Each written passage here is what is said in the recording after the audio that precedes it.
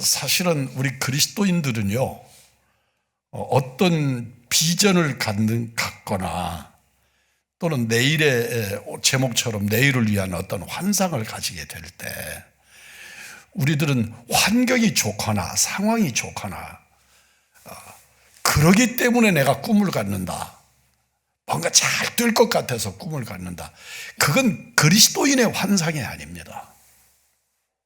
우리는 예수 믿는 사람들은 참 특이한 특질이 있습니다. 그것은 남들이 보면 절망이고 남들이 바라보면 이건 정말 인생 끝난 것 같아 이러는데 알 수 없는 소망 속에 살아가는 겁니다. 이해가 되지를 않아. 그런데 소망을 갖는 것. 여러분, 누구도 예수님이 십자가에 달려 돌아가셨습니다. 예수님이 수많은 사람들 앞에서 내가 사흘 만에 살아난다고 말씀하셨지만 아무도 그 말을 기억 못합니다. 제자들은 흩어졌고 그 주님 앞에 절대 사랑을 드렸던 여인들마저도 주님의 시신 관리하겠다고 생각했지 부활하신 주님을 맞으러 그곳에 간 게 아닙니다. 그런데 그곳에서 역전이 일어납니다. 그리고 살았을 때보다도 더 환희의 주님을 만나게 되는 거죠. 이게 기독교입니다. 이게 믿음입니다. 우리 요한중앙교회 식구들에게는 이런 은총이 있기를 주의 이름으로 축복합니다. 빌립이 예수님을 찾아와서 말합니다. 200데나리온이라는 돈이 있어야 이 사람들 이 들녘에서 한 끼니 먹이겠습니다. 그런데 안드레가 가지고 온 어린아이의 도시락 하나가 5,000명을 먹이고 12강주리를 남게 합니다. 누구도 상상하지 못합니다. 기대하지 않습니다. 그런데 하나님이 역사하시면 그런 역사가 일어납니다. 이런 역사를 성경은 마른 나무 가지에서 꽃이 피는 역사, 살구나무 꽃이 피는 역사로 설명합니다. 인간은 안 됩니다. 여러분과 저의 지식이, 과학이, 능력이 어디 가당키나 합니까? 그런데 따라서 하십시다. 믿음이면 됩니다. 네, 우리 한번 따라서 하십시다. 나는 예수의 사람, 그리스도인입니다. 2026년은 정말 예수의 사람으로 사는 한 해가 되기를 소망합니다. 그리스도인이라는 확증을 가지고 사시기를 바랍니다. 오늘 에스겔이라고 하는 사람은 아주 젊었을 때 10대 말 20대 초요, 그런 어린 나이에 포로로 끌려갑니다. 바벨론으로 끌려갑니다. 왜 끌려갑니까? 나라가 망했기 때문에 끌려가는 겁니다. 바벨론의 무게가 오늘날의 미국보다 더 강력한 파워가 있는 그 시대의 그 최고의 패권 국가입니다. 이번에 엘살바도르죠, 나라 이름? 베네수엘라. 나 이름이 왜 두 계절을 계속 헷갈려. 아니, 세상에 대통령을 잡아가는 이게 말이 됩니까? 여러분, 아무리 뭐라고 해도요, 나라는 힘이 있어야 돼요. 만약의 경우에 우리나라의 대통령을 잡아갔다고 한번 생각해 보십시오. 잡아갈 수도 없지만 못 잡아갑니다.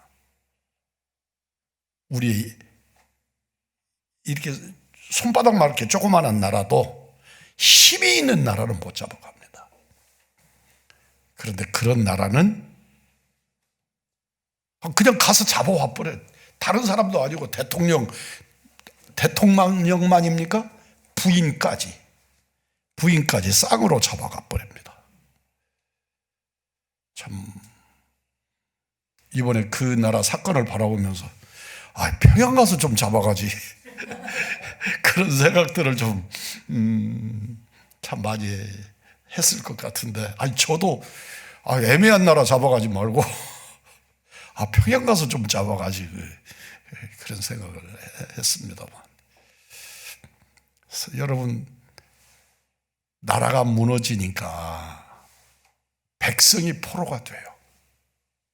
포로가 됩니다. 근데 그 포로라고 하는 말 자체가 비참하지요. 일본 사람들은 포로가 되면 죽어라입니다. 일제 때 일본 사람들은 그랬습니다. 그래서 이 태평양에 있는 대동아 전쟁 때 그 일본이 점령하고 있던 땅에 미군들이 들어가서 항복하고 나오면 다 살려준다.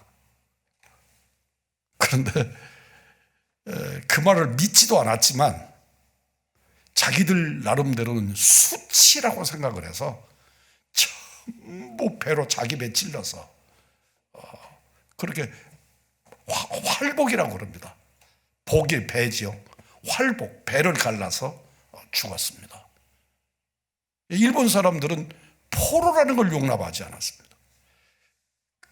그러니까 일본 사람들이 미국, 영국 포로들을 잡으면 그렇게 칼로 목을 빼고 밥을 안 주고 굶기고 그렇게 비참하게 죽였습니다. 그런데 이게 지금 에스겔 선지자의 역사는 700년대니까요. BC 700년대이니까 지금으로 따지면 2800년, 지금이 2026년 아닙니까? 한 2800년 가까이 된 얘기거든요. 그 시대의 포로로 끌려간다는 건 그냥 딱 한마디로 말합니다. 안 죽일게. 그러면 노예입니다. 그냥 노예로 가는 겁니다. 근데 20대 젊은 청년이 포로로 끌려갈 때 그 좌괴감이라는 것이 어떤 것이겠습니까? 그런데 예루살렘에서 이스라엘에 그 남아있는 사람들, 포로로 끌려오지 않고 남겨놓은 사람들, 그 남겨놓은 사람들은 어떤 사람들이 남았느냐 그러면 천민들, 이스라엘 땅에서 노예같이 사는 사람들, 그러니까 사람 같지 않은 것들만 남겨놓고 귀족들 사람같이 좀 생겼다고 싶은 건 다 잡아간 것입니다. 그러니까 그 땅에 어떤 사람들이 다시 일어나거나 싸우거나 조국을 독립시키겠다고 말하거나 그럴 지도자를 씨를 말려버리는 겁니다.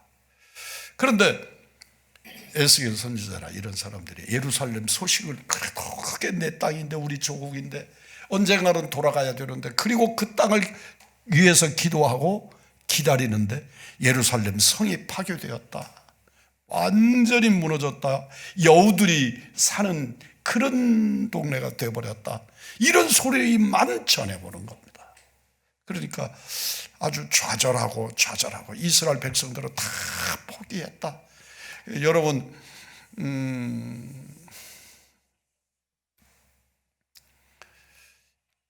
제가 그분을 좋아해서 그렇게는 한데, 춘원 선생 아시죠?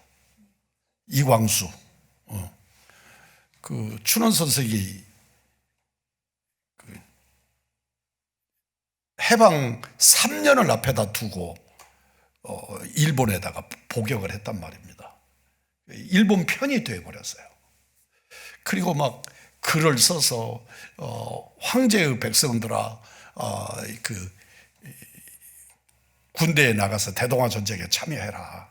이건 황제를 위하는 것이고 우리의 분복이다. 막 그러고 신문에다가 그런 글을 쓰고 그랬어요.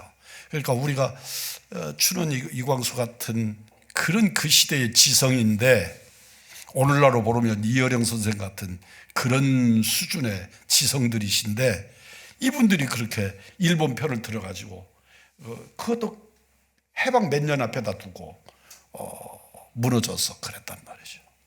해방되고 난 다음에 세상에 어떻게 그럴 수가 있느냐 그러고 막 무찌르니까 많은 사람들이 와서 구박하고 그냥 사람 같지 않은 사람들이 와서 돌팔매질하고 소리 지르고 막 이제 이러니까 이분이 하도 답답하니까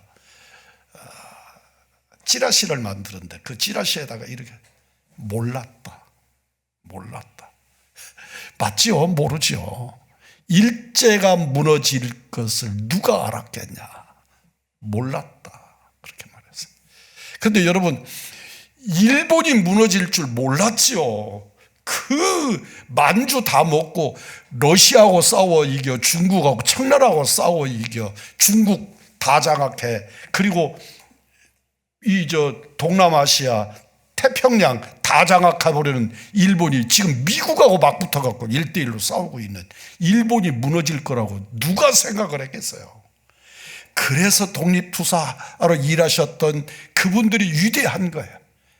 그럼에도 불구하고 싸우는 거예요. 저건 뭐 무너지고 안 무너지고 그런 건 상관없다. 나는 오로지 살든지 죽든지 나는 예수다 그러는 것처럼 조국 독립해야 된다 이러고 싸운 거거든요. 근데 이 에스겔 선지자 이때에 이스라엘 백성들은 어떤 소리를 하느냐면 바벨론은 안 무너진다. 천지가 개벽해봐라 바벨론이 무너지나. 이러는 때에 포로로 끌려간 이스라엘 백성들이 좌절하지 않았겠습니까? 바벨론이 무너진다고? 말 같은 소리 좀 해라. 어림도 없는 소리 하지 말아라. 또 바벨론이 무너진다고 우리나라가 회복되겠냐? 말도 안 되는 소리 하지 마라. 이러고 있었단 말이에요. 근데 에스겔 선지자가 오늘 이 말씀을 외치는 거예요. 그가 기도하는 가운데 이 기도하는 가운데 여러분들 생각할 때 여기가 예루살렘 같지요? 성전 같지요? 아니에요. 포로로 끌려온 바벨론 땅이에요. 그 땅에서 자기 혼자 간절하게 절박하게 하나님 앞에 엎드려 기도하는데 그의 환상 속에 요 광경을 보는 거예요. 1절로 12절까지. 자기 눈에 예루살렘 성전이 보이는 거예요. 그건 우리들이 표현하는 대로 말하면 사이버 공간 같은 거예요. 실제가 아니에요. 환상으로 보여지는 거예요. 성전을 보니까 동쪽으로 향하는 돌고 돌아서 동쪽으로 해 뜨는 동쪽에 성전 문틈에서 물이 찌적찌적 이렇게 나오더니 이게 돌고 돌면서 1,000척을 잴 때마다 발목에서 무릎으로, 무릎에서 허리로, 허리에서 이제는 헤엄치지 않으면 안 되도록 그렇게 흘러내려가는 겁니다. 그러더니 그 물이 아라바 지역까지 흘러내려가요. 아라바라고 하는 게 아라비아를 말하는 게 아니에요. 이스라엘의 사해 근처에 있는 그 지역 이름이, 그 시대의 지역 이름이 아라바라고 하는 지역이에요. 그러니까 예루살렘 성전부터 시작을 해가지고 사해바다 앞부분까지 물줄기가 흘러가는데 양쪽에 물줄기가 닿는 곳마다 살죠. 물이 있으면 살죠. 그리고 물고기들이 충만하고. 이 상황이 어떤 상황이라고요? 포로로 예루살렘은 무너지고 성전은 파괴되고 도저히 아무도 이스라엘의 내 나라가 회복될 것이라고 하는 생각을 못하던 때, 여러분 지금 내 눈에 보여지는 우리들의 현실이 그렇지 않습니까? 몸이 아파요. 경제적으로도 그래요. 우리는 자꾸 나이가 먹어가요. 내 자식들이 그래요.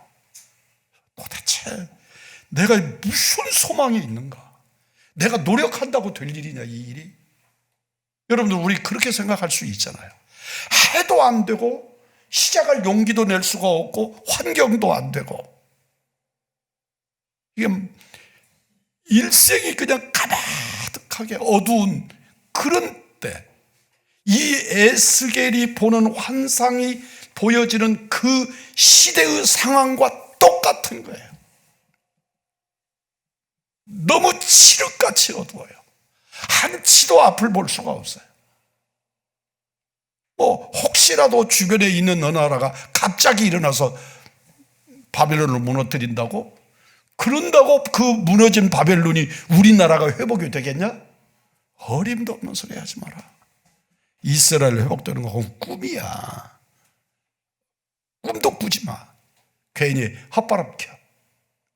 이러고 있는데 하나님께서 에스겔에게 예루살렘이 회복되고 이스라엘이 회복되고 그 메마른 광야가 저렇게 살아나는, 다 회복이 되는데 그 어느 때도 상상 못하는 하나님의 낙원으로 회복되는 이 꿈을 보여주신단 말이에요. 그러니까 에스겔이 이스라엘 백성들에게, 그 포로로 끌려온 이스라엘 백성들에게 이 말씀을 외칩니다. 그러니까 이스라엘 백성들이 뭐라고 그랬겠어요? 네 꿈이 실제가 됐으면 얼마나 좋겠냐, 이렇게 말하지 않아요. 그들이 네가 미쳤구나, 네가 미쳤구나, 그런 꿈을, 그런 걸 보고 망상이라 그러는 거다, 네가 미쳤구나. 그런데 선지자 에스겔은 그럴수록 더 강력합니다. 하나님이 함께 하시니, 하나님이 약속하시니, 하나님이 보여주시니 우리는 회복된다. 그리고 그 옛날의 영광보다 위대하신 메시아의 시대가 우리를 기다리고 있다고 외친 것입니다. 여러분에게 그런 은혜가 있기를 원합니다. 그런 은혜를 누리시는 여러분이 되시기를 바랍니다. 따라서 하십시다. 믿음대로 될지어다. 이게 굉장히 소망스러운 말씀이에요. 믿음대로 될지어다. 그런데 여러분, 이게 소망스러운 말씀인데 엄청나게 두려운 말씀이에요. 우리 김동복 원사님이 믿음대로 될지어다 그러면 아멘. 그리고 그 믿음이 내게 있으면 이건 누구도 손댈 수 없는 넘치는 은혜예요. 그리고 복일 줄 믿습니다. 그런데 믿음대로 될지어다, 믿음이 없어. 그럼 어떻게 돼요, 이건? 이보다 큰 두려움이 어디 있어요? 여러분에게 2026년 시작됐습니다. 우리가 두 번째 주일을 지금 대기하고 있습니다. 기억하시기를 바랍니다.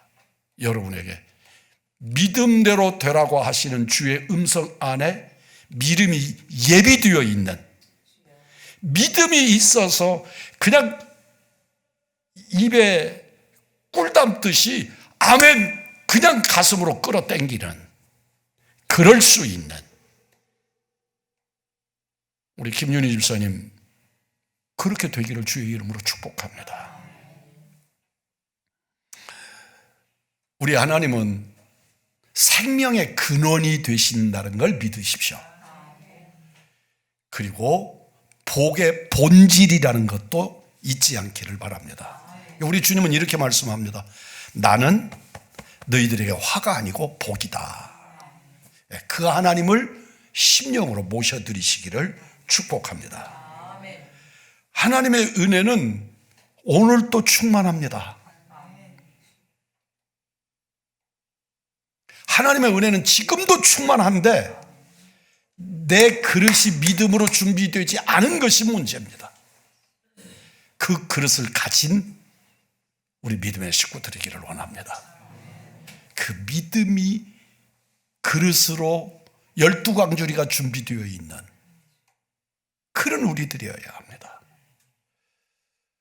여러분, 2026년 바라보는 사람에 따라서 그냥 납덩어리 같이 무거운 한 해를 맞이하고 있을 수도 있습니다. 그런데 그 속에 하나님의 역사가 심겨지면, 겨자씨 한 알에 믿음이 심겨지면 새들이 깃들이고, 그리고 사람들이 그 그늘 밑에서 쉬러 갈 수 있는 그런 나무의 역사가 숨어 있다는 것을 믿음의 눈으로 볼 수 있게 되기를 축복합니다. 문지방에서 시작되는 물줄기가 얼마나 약한지요. 그런데 역사는요, 물이 흘러내려가면서 마르지요. 광야니까. 우리나라처럼 숲이 있는 곳은 흘러내려가면서 물이 모아지지만, 광야는 한 바가지 물을 부으면 그 바가지 물이 땅속으로 그냥 스며들어 버리죠. 그러면 어떻게 돼? 큰 폭포처럼 그냥 막 쏟아져야 남아서 흘러가지 않겠습니까? 근데 성경엔 성전 문지방에 흐르는 물이 어떻다? 정말 지적거리는 물이란 말이에요. 있는지 없는지 이러는 물이에요. 그런데 흘러서 내려가는 것도 기적인데, 내려갈수록 깊어지고 넓어지고 물이 채워지네요. 얼마 가니까 헤엄쳐야 되는 그런 복이 우리 앞에 있음을 믿으십시오. 그리고 주인공이 되시기를 주의 이름으로 축복합니다. 육신이 원하는 대로 살지 말고, 몸이 많은 물 가운데에서는, 큰 물 건너서 내 몸이 떠야 살잖아요. 네? 물이 깊은 곳에 가서 발을 땅에 디디려고 그러면 죽지요. 물이 떠야, 몸이 떠야 살잖아요. 하나님의 은혜의 강물에 여러분의 삶이 떠서 사시는 주님의 은혜를 유영하실 수 있는 은총의 성도들이 우리 의왕중앙교회가 되기를 원합니다. 그런 환상을 좀 가지십시오. 그러려고 하면 철저하게 위탁해야 된다. 나를 하나님께 맡겨야 된다. 수영할 때 첫 번째가 무엇인지 아십니까? 그냥 가만히 있는 겁니다. 가만히 있는 거. 그러면 몸이 뜹니다. 근데 그 자리에서 발버둥 치면요, 죽습니다. 제가 국민학교 5학년 될 때까지 수영을 못했어요. 우리는 내륙이니까 포강이나 냇가 깊은 물가로 가야 되는데, 그런 데 가서 우리 고향에서 쓰는 말로 미역을 감아야 돼. 수영을 해요. 수영이라는 말은 뒤늦게 배운 말이고, 그런데 해본 적이 없어요. 제 위에 있는 형하고 함께 깊은 물에 갔습니다. 그런데 이 형이 저를 깊은 물에다가 훅 던져놓고 물가 밖에 서서 나를 지켜만 보지. 그런데 형이 두 가지가 울려 순간에 내 머리에 지배를 하는 거죠. 형이 지켜보고 있으니까, 형이 지켜보고 있어요, 나를. 그러니까 나름대로 안심이 되고, 또 하나는 형이 발을 동동거리라고 그 자리에서 막 소리를 지르고, 그 형이 무서운데, 그렇지 않아도 무서운 형인데 소리를 막 질러대키니까, 그래서 강제로 수영을 배웠어요. 요사이처럼 이렇게 배영 이렇게 훈련하던 때가 아니에요. 그런 사람이 제가 해군을 갔어요. 물에 맡겨야 삽니다, 여러분. 하나님께 맡겨야 삽니다. 하나님께 맡기십시오. 그러면 그 물에 내가 떠서 유영합니다. 누립니다. 우리 의왕중앙의 가정들이 이렇게 하나님이 보여주시는 내일의 환상을 가지고 믿음으로 사시는 여러분들이기를 축복합니다. 힘들지요, 인생이. 우리 유 집사님 목사방 찾아와가지고 눈 이야기를 하는데 그냥 가슴이 답답해요.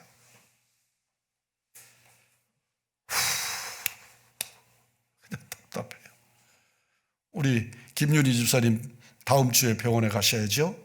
예.